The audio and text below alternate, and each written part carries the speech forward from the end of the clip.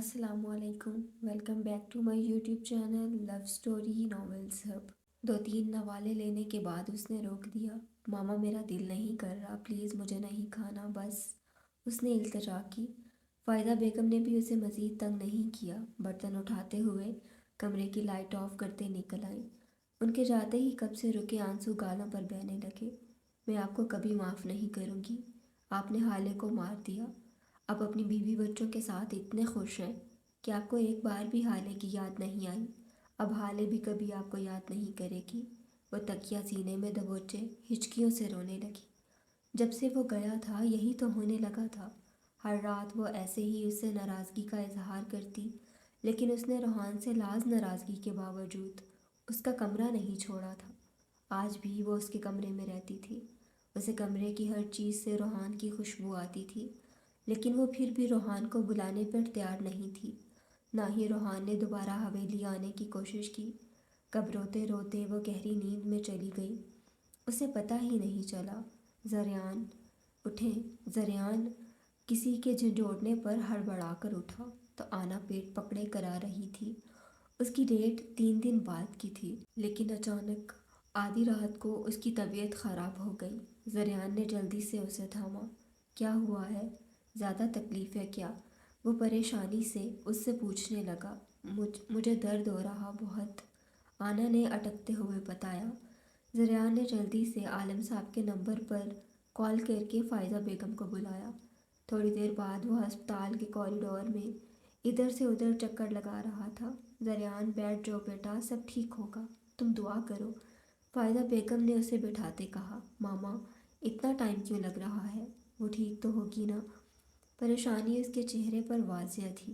बेटा परेशान मत हो, देखना सब ठीक होगा। आलम साहब और दादा जान उसकी परेशानी पर मुस्कुरा दिए। थोड़ी देर बाद डॉक्टर एक खूबसूरत से कंबल में लपेटे बच्चे को लेकर आई और फ़ायदा बेगम के हाथों में थमा दिया। मुबारक हो माशाल्लाह, बेटी हुई है। डॉक्टर के अल्फाज पर सबके चेहरों पर खुशी बिखर गई। ज़रियान बेयकीनी के आलम में उस वजूद को देखने लगा। मेरी बहू तो ठीक है ना? फ़ायदा बेगम ने डॉक्टर से पूछा। जी, माँ और बच्चा दोनों ठीक हैं। थोड़ी देर में माँ को रूम में शिफ्ट कर दिया जाएगा, फिर आप लोग मिल सकते हैं, डॉक्टर ने मुस्कुराते हुए कहा और वहाँ से चली गई। दादा जान ने बच्ची को गोद में उठाया और गालों पर बोसा दिया। बारी बारी सबने प्यार किया। बाबा ने बच्ची ज़रियान की गोद में दी। मुबारक हो बेटा, अल्लाह ने तुम्हें रहमत से नवाजा है। वो जो चिटकी बांधे कंबल में मौजूद वजूद को देख रहा था, अपनी गोद में आने पर होश में आया और बेसाख्ता उसके रूई जैसे गाल चूम लिए। उसके लम्स में बहुत नरमी थी। एक आंसू उसकी आंखों से निकलकर बच्ची की गाल पर पड़ा। सब मुस्कुरा दिए। आना को रूम में शिफ्ट कर दिया गया था। सब उससे मिलकर आ गए थे। वो कमरे में गया तो वो आंखें मूंदे लेटी थी। ज़रियान भारी कदम उठाता उस तक पहुंचा और उसके माथे पर बोसा दिया। मुझे इतना खूबसूरत तोहफा देने का शुक्रिया ज़िंदगी। आना ने आंखें खोली और उसे देखने लगी। खुशी उसकी आंखों में भी थी, लेकिन जो खुशी उसने ज़रियान की आंखों में देखी, उसके आगे अपनी खुशी उसे कुछ भी नहीं लगी। आप खुश हैं?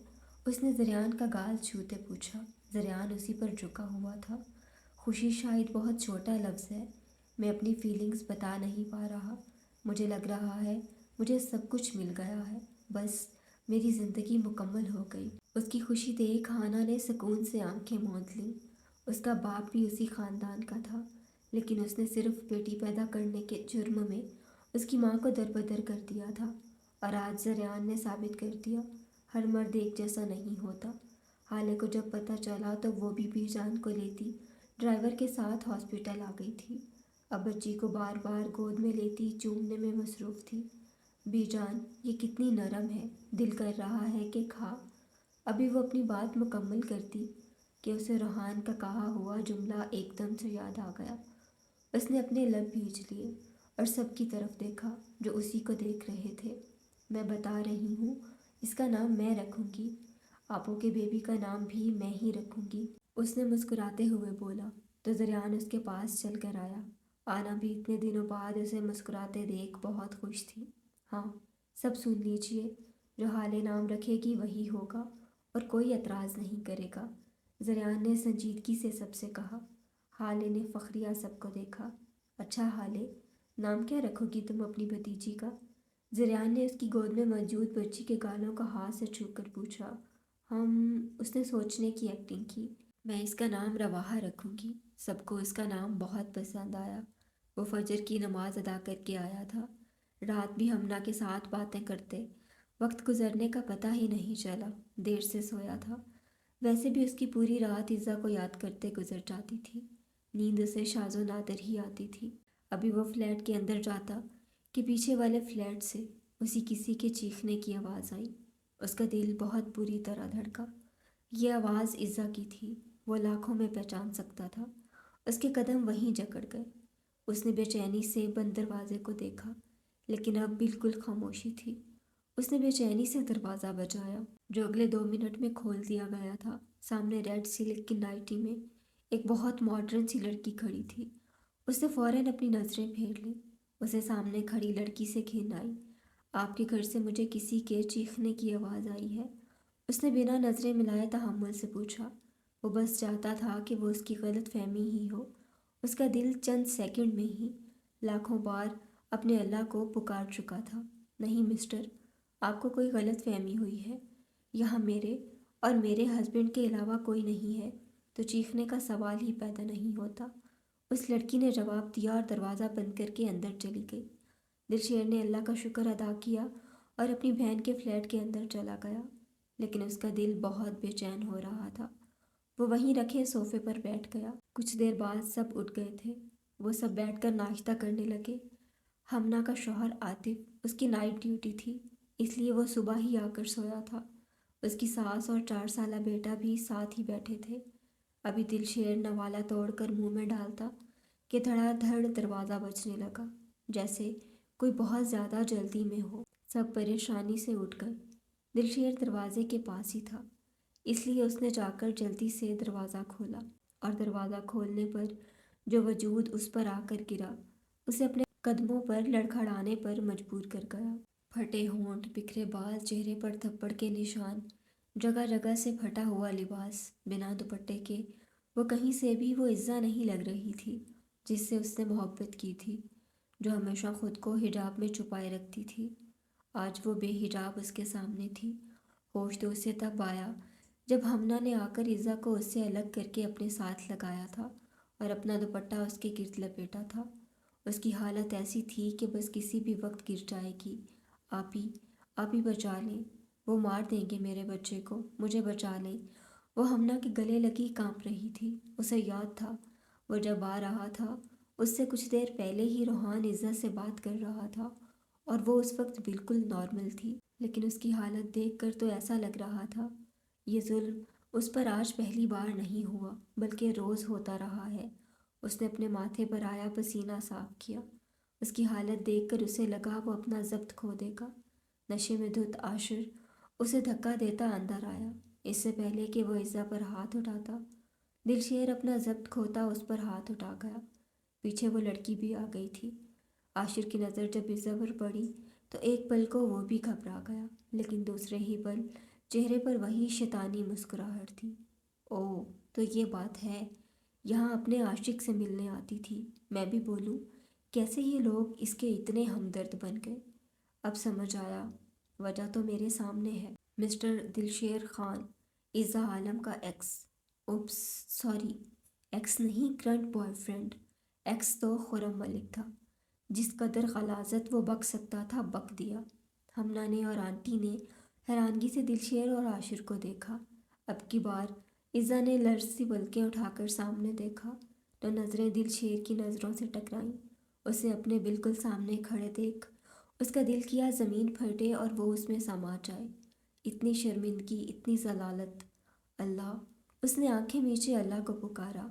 او تو یہ بد کردار لڑکی تمہارا بچہ اپنے پیٹ میں لیے، اس سے پہلے کہ وہ اپنی گھٹیا بات مکمل کرتا۔ دلشیر اس پر پھٹ پڑا اور اسے بے دردی سے مارنے لگا۔ عاشر کے ساتھ آئی لڑکی چیختے ہوئے سیکیورٹی کو بلا کر لائی۔ اندر سے عاطف بھی نکل کر آیا۔ سب نے بہت مشکل سے اسے پیچھے کیا، جو آج کسی بھی قیمت پر عاشر کو چھوڑنے کے حق میں نہیں تھا۔ عزا کے زخمی وجود نے اس کے اندر کے سوئے جانور کو جگا دیا تھا۔ عاشر کا چہرہ بھی عزا کی طرح جگہ جگہ سے زخمی ہو گیا تھا۔ دلشیر کی آنکھیں لہو ٹپکانے لگیں۔ تم گھٹیا انسان، تمہاری ہمت کیسے ہوئی ان کے ساتھ اس طرح کا وحشیانہ سلوک کرنے کی؟ دلشیر کو روکنا سب کے لیے مشکل ہو گیا تھا۔ وہ بار بار عاشر کی طرف بڑھنے کی کوشش کر رہا تھا۔ یہ اسی قابل ہے، اس کے ساتھ یہی سب ہونا چاہیے، گھٹیا گالی ہے یہ۔ اس کی بات پر دلشیر نے خود کو چھڑا کر اپنے پاؤں کا وار اس کے سینے پر کیا تھا۔ عاشر 2 قدم پیچھے گرا۔ عزا کے منہ سے چیخ نکلی۔ سب نے دلشیر کو قابو کیا۔ کسی کو کچھ سمجھ نہیں آ رہا تھا۔ عاشر اٹھا اور 3 لفظ بولتا وہاں سے نکل گیا۔ اس کے پیچھے وہ لڑکی بھی چلی گئی۔ پیچھے سب اپنی جگہ سن رہ گئے۔ دلشیر کا وجود خود بخود ڈھیلا پڑ گیا۔ اس نے کبھی بھی اس لڑکی کو تکلیف دینے کا نہیں سوچا تھا۔ آج اس کی وجہ سے کیا ہو گیا تھا؟ عزا لہرا کر ہمنا کے بازوؤں میں جھول گئی۔ وہ زریان اور روحان کو فون کر کے بلا چکا تھا۔ اس نے پوری بات نہیں بتائی تھی، بس اتنا کہا تھا کہ جلدی سے آ جائیں، ان کی بہن کو ان کی ضرورت ہے۔ اندر اس کا آپریشن تھا۔ ہمنا بھی اس کے ساتھ تھی، کیونکہ ہمنا اسی ہسپتال میں ڈاکٹر کی ڈیوٹی سر انجام دے رہی تھی۔ ہمنا کی ساس اور شوہر بھی وہیں بیٹھے تھے۔ کسی نے اس سے کچھ نہیں پوچھا تھا، نہ کوئی سوال کیا تھا۔ تھوڑی دیر بعد ہمنا ایک بہت چھوٹے سے بچے کو کمبل میں لپیٹ کر باہر لائی اور اپنی ساس کے حوالے کر دیا۔ دلشیر کی اتنی ہمت نہیں ہوئی کہ وہ اس بچے کو چھو کر دیکھ لے۔ سب بہت اداس تھے۔ اس نے ایک پیارے سے بیٹے کو جنم دیا تھا، لیکن اس کی خود کی حالت بہت خراب تھی۔ بی پی خطرناک حد تک لو ہو گیا تھا، اب نارمل ہو کر ہی نہیں دے رہا تھا، اس لیے وہ ابھی تک انڈر آبزرویشن تھی۔ دلشیر نے اس کے بچے کے کان میں اذان دی اور اس کا گال چوما تھا۔ اسے وہ اپنے ہی وجود کا حصہ لگا۔ رات بھی وہیں بیٹھے گزر گئی تھی، لیکن عزا کی حالت میں کوئی سدھار نہیں آیا تھا۔ وہ نماز پڑھ کر آیا تھا۔ تھوڑی دیر کے بعد اسے روحان آتا نظر آیا۔ دلشیر اٹھا اور اس کے سینے سے لگ گیا۔ کچھ نہیں کہا، بس خاموش تھا۔ روحان کا دل کسی انہونی کے احساس سے گھبرانے لگا۔ اس نے دلشیر کو خود سے الگ کیا۔ کیا ہوا ہے عزا کو؟ وہ ٹھیک ہے نا؟ اسے اپنی آواز کسی کھائی سے آتی محسوس ہوئی۔ دل نے شدت سے دعا کی کہ عزا ٹھیک ہو۔ ہاں وہ ٹھیک ہیں، ابھی اندر ہیں۔ ابھی وہ کچھ کہتا کہ اندر سے ہمنا آ گئی۔ بھائی پریشان مت ہو، شکر ہے اب عزا ٹھیک ہے، اس کا بی پی نارمل ہو گیا ہے۔ دلشیر نے سکون کی ایک گہری سانس لی۔ کیا ہوا تھا عزا کو؟ تم بتاتے کیوں نہیں؟ اب روحان غصے سے چیخا تو ہمنا نے روحان کی طرف دیکھا۔ وہ دونوں پہلے بھی بہت بار مل چکے تھے۔ وہ اس کے بھائی کا دوست تھا، لیکن اس طرح اس کا اپنے بھائی پر چیخنا اسے اچھا نہیں لگا۔ عزا آپ کی کیا لگتی ہے؟ اس نے حیرانی سے روحان کو دیکھا۔ وہ بہن ہے میری۔ ہمنا تم مجھے بتاؤ کیا ہوا ہے؟ وہ ٹھیک تو ہے نا؟ اور اس کا بچہ وہ کیسا ہے؟ اس نے بے چینی سے پوچھا۔ روحان بھائی، آج دلشیر بھائی کی وجہ سے ہی آپ کی بہن ٹھیک ہے اور اس کا بچہ بھی ٹھیک ہے۔ اتنی دیر میں ہمنا کی ساس بھی وہاں آ گئی اور بچے کو روحان کے حوالے کیا۔ روحان نے بے ساختہ اس بچے کو تھام لیا اور اسے چومنے لگا۔ یہ اس کی بہن کا خون تھا۔ ہمنا اسے عزا کے پاس لے گئی۔ دلشیر باہر ہی رک گیا۔ اس میں ہمت نہیں تھی کہ وہ اسے دوبارہ اس حالت میں دیکھ پاتا۔ عزا بے ہوشی کی حالت میں تھی، لیکن عزا کی حالت دیکھ اسے اپنی آنکھوں پر یقین نہیں آیا۔ یہ کس نے کیا میری بہن کے ساتھ؟ کیا ہوا ہے اس کے ساتھ؟ اس کی آواز میں کپکپاہٹ تھی۔ ہمنا نے نظریں چرائیں۔ آپ کون ہیں اس بچی کے؟ ڈاکٹر نے اس سے پوچھا، جو بہت بے چین نظر آ رہا تھا۔ میں بھائی ہوں اس کا۔ کیا ہوا ہے میری بہن کے ساتھ؟ کوئی مجھے بتاتا کیوں نہیں؟ آپ کی بہن کو بہت بری طرح سے مارا پیٹا گیا ہے۔ ان کے جسم پر جگہ جگہ نیل پڑے ہیں۔ کیسے بھائی ہیں لوگ بہنوں کو کسی ظالم کے ساتھ رخصت کر کے ایسے بھول جاتے ہیں؟ دوبارہ اس سے پوچھنے کا خیال نہیں آتا کہ وہ زندہ ہے یا مر رہی ہے۔ بہت مشکل سے جان بچی ہے، ورنہ ان کو مارنے میں کوئی کسر نہیں چھوڑی۔ ڈاکٹر کا لہجہ انتہائی سرد تھا۔ ڈاکٹر کی بات پر اس کا اندر تک زخمی ہوا تھا۔ اس نے آس پاس نظریں دوڑائیں۔ اسے اب عاشر کا خیال آیا۔ عاشر کہاں ہے؟ کس نے کیا تھا اس کی بہن کا ایسا حال؟ ہمنا کی ساس اسے باہر لے آئی، پھر اسے سب بتاتی چلی گئی۔ جیسے جیسے وہ سنتے جا رہے تھے، دونوں کے لیے وہاں سانس لینا مشکل ہو گیا۔ انہوں نے یہ بھی بتایا کہ پچھلے 2 مہینے سے ان کے گھر میں ایک اور لڑکی بھی رہنے لگی تھی، کیسے اس لڑکی نے اپنی فیملی کو بھنک بھی نہیں پڑنے دی۔ ہمیشہ جب بھی بات کرتی ہنستی مسکراتی رہتی تھی۔ انہیں کبھی محسوس ہی نہیں ہوا کہ وہ اندر ہی اندر اتنا سب کچھ برداشت کر رہی تھی۔ لیکن عاشر نے یہ سب کیوں کیا؟ روحان کو سمجھ نہیں آیا۔ اگر اس کی بہن اسے اتنی ہی بری لگتی تھی تو شادی ہی کیوں کی؟ وہ غصے میں اٹھ کر وہاں سے نکل کے اس کے فلیٹ میں پہنچا۔ دروازے پر تالا لگا تھا۔ اس نے اپنے ہاتھ کا مکہ بنا کر دیوار پر مارا۔ سارا بیگم کے گھر چلا گیا۔ اسے اپنی بہن کا حساب چاہیے تھا۔ اس کا دل خون کے آنسو رو رہا تھا۔ دار سے دروازہ کھول وہ اندر چلا گیا۔ نیہا اور سارا بیگم دونوں ہی ٹی وی دیکھنے میں مصروف تھیں۔ اسے اس طرح جارحانہ انداز میں آتے دیکھ دونوں ڈر گئی تھیں۔ روحان بیٹا تم کب آئے اور اتنے غصے میں کیوں ہو؟ انہوں نے گھبراتے ہوئے پوچھا۔ بیٹا مت کہیں مجھے، اس وقت میں آپ سے کسی طرح کی کوئی بدتمیزی نہیں کرنا چاہتا، بس مجھے یہ بتائیں آپ کا بغیرت بیٹا کہاں ہے؟ اس نے چیختے ہوئے پوچھا۔ سارا بیگم نے اپنے سینے پر ہاتھ رکھا۔ کیا ہوا ہے مجھے بتاؤ، کیا کیا ہے عاشر نے؟ انہوں نے نرمی سے پوچھا۔ مجھے صرف اتنا بتائیں عاشر کہاں ہے، ورنہ میں اس پورے گھر کو آگ لگا دوں گا۔ اس کے لہجے میں چٹانوں سی سختی تھی۔ قسم لے لو ہمیں نہیں پتہ وہ کہاں ہے، اور نہ ہی وہ ہمیں اپنے گھر آنے دیتا ہے۔ انہوں نے جلدی سے صفائی دی۔ اس سے پہلے کہ وہ اور کچھ کہتا، فون بجنے پر کال اٹھائی اور الٹے قدم بھاگا۔ دلشیر کی کال پر وہ دوبارہ ہسپتال چلا آیا۔ تب تک زریان بھی پہنچ چکا تھا۔ ہمنا اور اس کی ساس اسے ہر ایک بات بتا چکی تھی۔ زریان عزا کے پاس بیٹھا اس کا ہاتھ تھاما ہوا تھا، لیکن عزا کمرے کی چھت کو تک رہی تھی۔ آس پاس کی کوئی خبر نہیں تھی۔ عزا میرا بچہ بھائی کی طرف دیکھو، زریان نے بھرائی ہوئی آواز میں اسے پکارا۔ دلشیر ایک طرف دیوار سے ٹیک لگائے ایک پاؤں فولڈ کیے نظریں زمین پر ٹکائے کھڑا تھا۔ اس کے بیڈ کے دونوں طرف اس کے بھائی بیٹھے تھے۔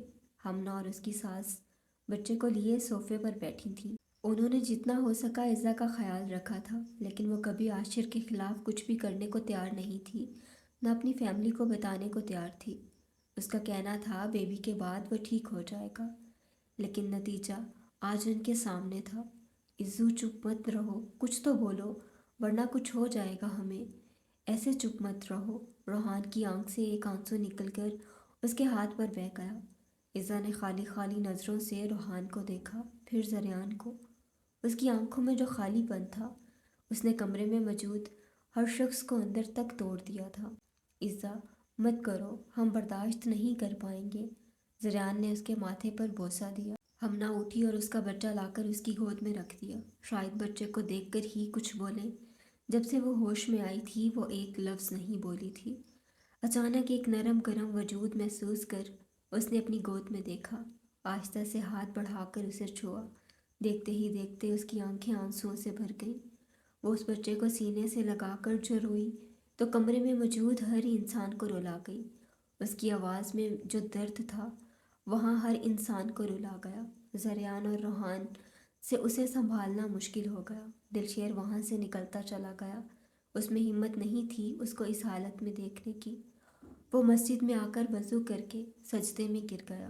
اللہ، میں اسے اس حال میں نہیں دیکھ سکتا۔ اللہ اسے صبر دے دے، اس کے دل و دماغ سے وہ ساری اذیتیں تکلیفیں مٹا دے جو اسے تکلیف دے رہی ہیں۔ وہ اللہ سے خوش و خضوع سے دعا مانگنے لگا۔ زریان کو گئے 2 دن ہو گئے تھے۔ آنا بھی ہسپتال سے گھر آ گئی تھی۔ سب اس کا بہت خیال رکھ رہے تھے۔ عزا کے لیے بھی سب بہت خوش تھے۔ حویلی میں سب نے کہا تھا کہ وہ پاکستان آ جائے گی، لیکن اس کی کنڈیشن کی وجہ سے عاشر نے منع کر دیا تھا۔ اس کا کہنا تھا کہ عزا کا بہت خیال رکھے گا۔ زریان نے جاتے ہوئے بھی کسی کو نہیں بتایا۔ وہاں پہنچ کر فون کر کے بتایا کہ وہ عزا کے پاس ہے۔ گھر میں خوشی کا سما تھا، لیکن عزا سے ابھی تک کسی کی بات نہیں ہو سکی تھی۔ زریان نے کہا تھا کہ وہ عزا کو اپنے ساتھ لے کر آئے گا، اس لیے سب انتظار میں تھے۔ حالے کا اب سارا دن رواحہ کے ساتھ گزرتا تھا۔ وہ اب دوبارہ ہنسنے بولنے لگی تھی۔ آج 5واں دن تھا۔ دلشیر اور زریان ہر وقت ہسپتال میں ہی تھے۔ عزا کی طبیعت پہلے سے بہتر تھی، لیکن وہ بالکل خاموش ہو گئی تھی۔ ہمنا اور اس کی ساتھ بھی وقفے وقفے سے اس سے ملنے آتی رہی تھیں۔ اتنے دنوں میں دلشیر ایک بار بھی اس کے سامنے نہیں گیا تھا۔ عزا، شام تک ہمیں نکلنا ہے بیٹا، آپ کی طبیعت بہتر ہے نا؟ زریان نے اس کے پاس بیٹھتے ہوئے پوچھا، جو بچے کو چینج کروا رہی تھی۔ خاموشی سے بس سر ہلا دیا۔ زریان نے اس کے سر پر ہاتھ رکھا اور سامان وغیرہ چیک کرنے لگا۔ روحان کی آواز پر وہ باہر آ گیا۔ آج اس کو پتہ چلے گا اس نے کس کی بہن کے ساتھ یہ سب کیا ہے۔ پوری زندگی یاد رکھے گا چکی پیستے ہوئے، روحان نے نفرت سے کہا۔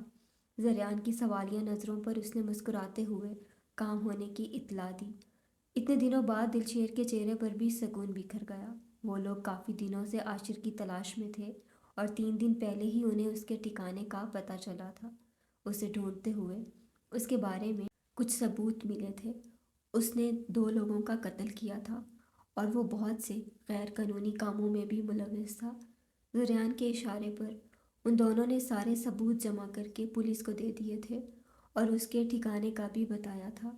خرم نامی کانٹا بھی انہوں نے عزا کی زندگی سے ایسے ہی نکالا تھا اور انہوں نے عزا کی طرف سے بھی اٹیمپٹ ٹو مرڈر کا کیس کیا تھا، جس پر عاطف اور بلڈنگ کے کچھ اور لوگوں نے بھی گواہی دی تھی، اور آج آخرکار پولیس اس کو اور اس کی گرل فرینڈ کو گرفتار کر چکی تھی۔ ان پر اتنے سارے کیس تھے، 7 ثبوت بھی، کہ وہ چاہ کر بھی باہر نہیں آ سکتے تھے۔ زریان بچے کو گود میں لیے عزا کا ہاتھ پکڑے ڈرائیور کا ویٹ کر رہا تھا، جو 2 منٹ بعد آتا دکھائی دیا۔ وہ عزا کو لے کر گاڑی میں بیٹھ گیا۔ دلشیر اور روحان دوبارہ دبئی جا چکے تھے۔ شام کے قریب وہ حویلی پہنچے تھے۔ عزا کی حالت دیکھ ایک ماتم سمجھ گیا تھا، ہر آنکھ اشک بار تھی۔ اس کی حالت پر زریان نے سب کو آگاہ کر دیا تھا۔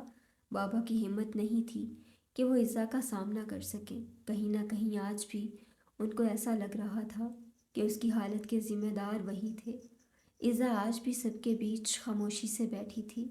سب کے رونے پر بھی ایک آنسو اس کی آنکھوں سے نہیں نکلا۔ سب نے بہت کوشش کی اسے ہنسانے کی، لیکن وہ ایسے ہی گھنٹوں خاموش بیٹھی رہتی۔ عزا کے بیٹے کا نام بھی دادا جان نے رکھا تھا، بہرام۔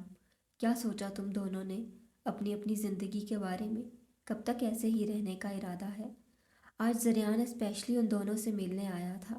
عزا کے ساتھ ہوئے حادثے کو بھی 6 مہینے گزر چکے تھے۔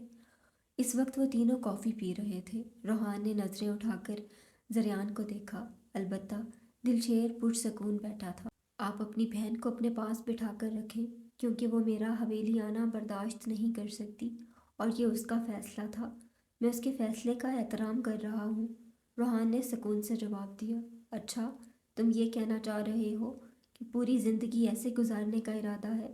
تم جانتے ہو 1 سال ہو گیا ہے شادی کو، تم نے ایک بار اسے منانے کی کوشش کی؟ ایک بار بھی اس کو حقیقت سے آگاہ کیا؟ اپنی بے گناہی ثابت کی تم نے؟ زریان کا لہجہ شرمندہ کرنے والا تھا، لیکن سامنے بھی روحان تھا جس نے شرمندہ ہونا سیکھا ہی نہیں تھا۔ کیوں کروں یہ سب؟ اس نے سوال کیا۔ کیونکہ بیوی ہے وہ تمہاری، تمہارا فرض بنتا ہے اس کی غلط فہمی دور کرو، نہ کہ اسے بڑھاؤ۔ تو کیا میں اس کا شوہر نہیں؟ اس کو مجھ پر یقین ہونا چاہیے تھا۔ اس کے لیے یہی کافی ہونا چاہیے تھا کہ میں اس سے پیار کرتا ہوں، کچھ بھی ہو جائے۔ اسے خود کو مجھ سے دور نہیں کرنا چاہیے تھا، لیکن اس نے میرے ساتھ رہنے سے زیادہ موت کو ترجیح دی۔ یہ میرے لیے ناقابل برداشت۔ اس کا لہجہ بھی انتہائی سرد تھا، جیسے اسے نہ جانے کتنا غصہ ہو حالے پر۔ زریان نے خاموشی سے اسے دیکھا، پھر دلشیر کو۔ اب تم بھی بتا دو، کیا ارادہ ہے تمہارا؟ تمہاری وجہ سے انکل آنٹی پریشان رہنے لگے ہیں، اب اپنا نہیں تو ان کا سوچ لو۔ ہر انسان کو سب کچھ نہیں ملتا، اور جو نہیں ملتا اسے قسمت کا لکھا سمجھ کر بھول جانا چاہیے۔ زریان کی بات پر دلشیر چونکا اور اس کی طرف دیکھا۔ اس کی آنکھوں میں جو آگاہی تھی، ایک پل کو وہ گڑبڑا گیا، لیکن جب بولا تو ارادہ اٹل تھا۔ میں ان سے نکاح کرنا چاہتا ہوں۔ جب قسمت نے انہیں مجھ سے چھین لیا تھا، تب قسمت کا لکھا قبول کر لیا تھا، لیکن اللہ نے مجھے دوبارہ موقع دیا ہے، اور یہ موقع میں گنوانا نہیں چاہتا۔ وعدہ کرتا ہوں ان کو اور بہرام کو ہمیشہ خوش رکھوں۔ اس نے سنجیدگی سے کہا، اور ایک نظر دونوں بھائیوں کو دیکھا جو حیرانگی سے اسے ہی دیکھ رہے تھے۔ تم جانتے ہو وہ ایک طلاق یافتہ لڑکی ہیں اور ایک بچے کی ماں بھی۔ وہ شاید تمہارے معیار پر پوری نہ اترے، اور آس پاس کے لوگ بہت باتیں بنائیں گے، اور شاید تمہاری فیملی بھی ان کو قبول نہ کر پائے۔ اپنی ہی بہن کے بارے میں ایسا کہتے ہوئے اسے بہت شرمندگی اور دکھ تھا، لیکن اسے آنے والے وقت سے آگاہ کرنا بھی ضروری تھا۔ میرے لیے یہ ساری باتیں بے معنی ہیں، کیونکہ میرے لیے اتنا ہی کافی ہے۔ وہ ایک باکردار اور پاکیزہ لڑکی ہیں، اور رہی بات بہرام کی، وہ میرا ہی بیٹا کہلائے گا پوری زندگی، اور آس پاس کے لوگوں سے مجھے فرق نہیں پڑتا۔ جہاں تک میری فیملی کی بات ہے، انہیں پوری دنیا سے زیادہ میری خوشیاں عزیز، اس لیے ان کو میری فیملی کی طرف سے کوئی تکلیف نہیں ہوگی۔ یہ دل شیر خان کا وعدہ ہے تم سے۔ اس کے لہجے سے اس کی باتوں کی پختگی صاف تھی۔ زریان نے ایک گہری سانس لی۔ ٹھیک ہے، میں کوشش۔ ابھی وہ بات مکمل کرتا دل شیر بول اٹھا، کوشش نہیں، مجھے 10 دن کے اندر اندر ان کو اپنے نکاح میں لینا ہے، بس 10 دن کا ٹائم ہے تمہارے پاس۔ دل شیر کی بات پر زریان نے اسے گھور کر دیکھا اور کھڑا ہو گیا۔ مسٹر روحان عالم، کان کھول کر سن لو، اگر 1 ہفتے کے اندر تم حویلی نہیں پہنچے تو اپنی بہن کو پوری زندگی تمہارے نام پر بٹھانے کا میرا کوئی ارادہ نہیں۔ اس لیے دل شیر کے ساتھ مجھے تم بھی حویلی میں چاہیے ہو۔ وہ سختی سے بہت کچھ اسے باور کروا کر نکل گیا۔ آج عرصے بعد دل شیر کے چہرے پر ایک گہری مسکراہٹ تھی۔ روحان نے غصے سے مٹھیاں بھیج لی۔ لیکن بیٹا، ایسا نہیں مانے گی، پہلے ہی زندگی میں بہت دکھ جھیلے ہیں میری بچی نے، اسے مزید امتحان میں مت ڈالو۔ فائزہ بیگم رنجیدگی سے بولی، لیکن بہو جوان بچی ہے، اسے ایسے تو نہیں گھر بٹھا سکتے، خوشیوں پر اس کا بھی حق ہے، اور دل شیر دیکھا بھالا بچہ ہے، مجھے تو وہ اپنی عزت کے لیے بہتر لگتا۔ آگے اب بچی کی اپنی مرضی ہے، پہلے ہی بہت تکلیفیں جھیلی ہیں، اب کی بار کوئی زبردستی نہیں کریں۔ بابا جان اور دادا جان بالکل خاموش بیٹھے تھے، جیسے کہنے کے لیے کچھ بچا ہی نہ ہو۔ عزا کے ساتھ جو کچھ ہوا، اس کے بعد بیر جان نے اپنی بیٹی سے بھی ہر رشتہ توڑ دیا تھا۔ ماما، آپ فکر مت کریں، میں عزا سے بات کرتا ہوں، مجھے یقین ہے وہ خوش رہیں گی دل شیر کے ساتھ۔ زریان ان سے کہتا اپنے کمرے کی طرف بڑھ گیا۔ وہ کمرے میں داخل ہوا تو رواحہ بیبی کارٹ میں ہاتھ پاؤں ہلانے میں مصروف تھی، اور واش روم سے پانی گرنے کی آوازیں آ رہی تھیں، مطلب آنا واش روم میں تھی۔ اس نے رواحہ کو اٹھایا اور بیڈ پر بیٹھ گیا۔ رواحہ اسے دیکھ کر مسکرانے لگی، منہ سے عجیب عجیب آوازیں نکالنے لگی، جیسے اسے پہچان لیا ہو۔ زریان کو بے ساختہ اپنی شہزادی پر پیار آیا اور اس کے دونوں گالوں کو چوم لیا۔ زریان بیڈ پر لیٹا اور رواحہ کو اپنے سینے پر لٹا لیا اور آہستہ آہستہ اس کی پیٹھ تھپکنے لگا۔ کچھ ہی دیر بعد وہ سو گئی۔ تھوڑی دیر بعد آنا ٹاول سے اپنے بالوں کو رگڑتی باہر آئی، کپڑے گیلے ہو کر اس کے جسم سے چپکے ہوئے تھے۔ زریان پر اس کی نظر پڑی، اس نے جلدی سے اپنا دوپٹہ ڈھونڈنے کی کوشش کی، لیکن وہ اسے زریان کے نیچے نظر آیا۔ اس نے جلدی سے اپنا رخ موڑ لیا۔ زریان قدم قدم چلتا اس کے پاس آیا اور پیچھے سے اسے اپنی باہوں میں بھر لیا۔ اس کی گرم سانسیں اپنی گردن پر محسوس کر آنا نے جھرجھری لی اور خود کو اسے چھڑانے کی کوشش کی۔ زریان، چھوڑے نہ۔ زریان نے اس کی کوشش ناکام بنا کے اسے موڑ کے اس کے ہونٹوں پر چک گیا اور قطرہ قطرہ اپنی سانس سے اس کے سینے میں انڈیلنے لگا۔ آنا نے اس کے سینے پر ہاتھ رکھے دور کرنے کی کوشش کی، لیکن اس کے ہاتھ مزید گستاخیاں کرنے لگے۔ وہ ایسے مدہوش ہو رہا تھا جیسے نہ جانے کب سے پیاسا ہو۔ اس کو سانسیں نہ لیتے دیکھ زریان نے 1 منٹ کے لیے اسے چھوڑا۔ سانسیں نارمل ہوتے ہی وہ دوبارہ اس پر جھک گیا اور اسے ایسے ہی اٹھا کر بیڈ پر آ گیا۔ اسے بیڈ پر لٹا کر رواحہ کو بیڈ سے اٹھایا اور بیبی کاٹ میں لٹا کر ڈور اچھے سے بند کیا اور لائٹ آف کر دی۔ اسے اپنی طرف آتے دیکھ آنا سمجھ گئی آج اس کی خیر نہیں۔ اس نے جلدی سے اٹھ کر بھاگنے کی کوشش کی، لیکن زریان نے اسے کمر سے پکڑ کر بیڈ پر پھینکا اور شرٹ اتار کے پھینک دی اور اس پر جھک گیا۔ زریان، نہیں، رواحہ اٹھ جائے گی، پلیز نہیں نا۔ آنا نے اس کی بے باکی پر اسے روکنے کی کوشش کی، لیکن زریان کے گھورنے پر جلدی سے چپ ہو گئی اور زور سے آنکھیں میچ۔ پھر زریان نے اسے آس پاس کا کچھ بھی یاد رکھنے نہیں دیا اور خود میں گم کرتا چلا گیا۔ آپو، ان دونوں میں سے کون زیادہ کیوٹ ہے؟ مجھے سمجھ نہیں آتا، رواحہ اور بہرام کے ساتھ کھیلتے حالے نے کہا۔ حالے نے رواحہ کے گال پر بوسہ دیا تو وہ منہ بسور گئی اور کیوٹ کیوٹ فیس بنانے لگی۔ حالے نے پھر بہرام کے گال پر ایک زوردار بوسہ دیا تو اس کی کھلکھلاہٹ پورے کمرے میں گونجی۔ عزا نے ایک اداس نظر اپنے بیٹے پر ڈالی اور پھر رواحہ پر، پھر کھڑکی سے باہر دیکھنے لگی۔ اتنے الزامات اور تشدد کے بعد بھی اس نے کبھی نہیں چاہا تھا اس سے طلاق ہو، کیونکہ وہ اپنے بچے کو ماں اور باپ دونوں کا پیار دینا چاہتی تھی۔ کہاں اس سے کمی رہ گئی تھی؟ اس نے اپنا سب کچھ اس شخص کے حوالے کر دیا۔ اس نے جو کہا، جیسا کہا، سب کیا، لیکن بعد میں یہ رسوائی اسی کے مقدر میں کیوں تھی؟ کہاں عاشر کو اس کے کردار میں جھول نظر آیا؟ اس بات کا جواب اسے بارہا سوچ کر بھی نہیں ملتا تھا۔ ایک باغی آنسو آنکھ سے نکل کر گال پر بہہ گیا۔ کسی کے اپنے ساتھ بیٹھنے پر وہ چونکی اور سامنے زریان کو دیکھا۔ بہرام اب اس کی گود میں تھا۔ اس نے کمرے میں نظریں دوڑائیں تو حالے اور رواحہ کہیں نہیں تھی۔ شاید زریان نے انہیں بھیج دیا تھا۔ میری گڑیا کیسی ہے؟ اس نے محبت سے پوچھا۔ میں ٹھیک ہوں بھیا۔ عزا نے اپنا گال صاف کیا اور مسکرانے کی کوشش کی۔ اس کی مسکراہٹ بھی کھوکھلی تھی۔ زریان نے عزا کا ہاتھ تھاما